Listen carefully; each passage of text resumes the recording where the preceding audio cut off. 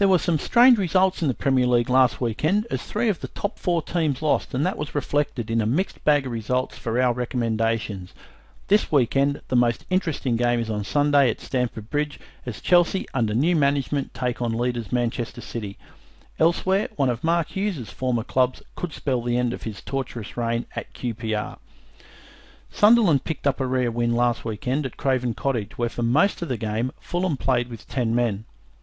7 of Sunderland's last 8 home games have all been under 2.5 goals, and that has contributed to the 11 draws they've had in their last 19 matches. West Brom away matches tend to be over goals, but 7 of their last 15 visits to bottom half teams have finished all square, and, at a reasonable price, that's our recommendation. Everton lost to Reading last weekend against the run of play, but they should pick up 3 points in this fixture because they've won 10 of their last 13 at home and 10 of 12 against bottom half sides following a defeat. Norwich have lost 6 of 10 away to top half teams. But the Everton win price is short enough at 1.45, and there isn't sufficient support in any other win market to get involved. Manchester United suffered a surprise defeat at Norwich last weekend, and a failure to pick up 3 points in this game would be an even greater shock. Against bottom 6 sides like QPR, there is strong support for Man United in nearly all the win markets, but 1.5 for a win-win double result is not for us. And whilst United to give up 2 goals on the handicap has some appeal, 19 of their 28 home games against bottom 6 sides have been won by at least 2 goals. QPR have lost by more than 2 goals just once in their last 21 away games. Stoke vs Fulham pits the team with the lowest average goals per game this season against the team with one of the highest.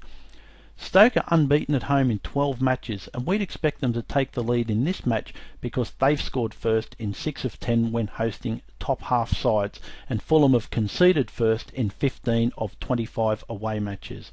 The Cottagers will be without missing defender Breda Hangeland for only the 3rd time in 88 league matches.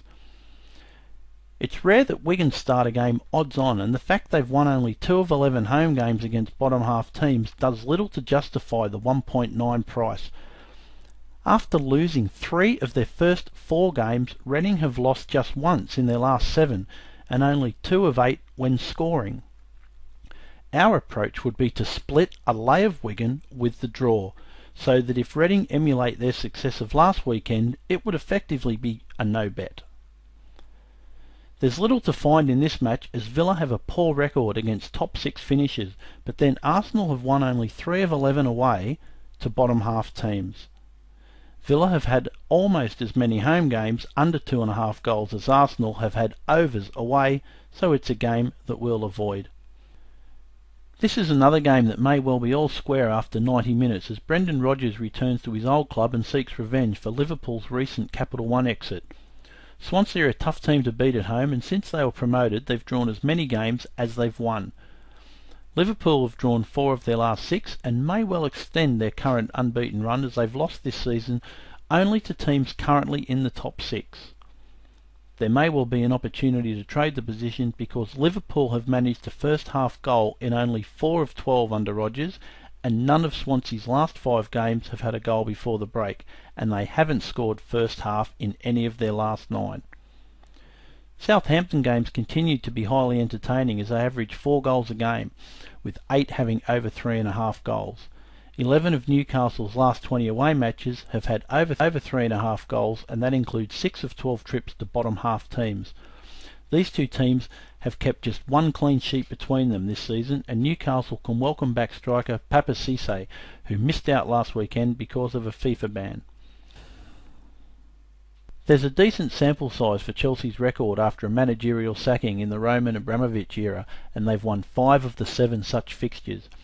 It was almost this time last year that Chelsea inflicted Man City's first defeat of the season, and the Blues have a strong home record against City.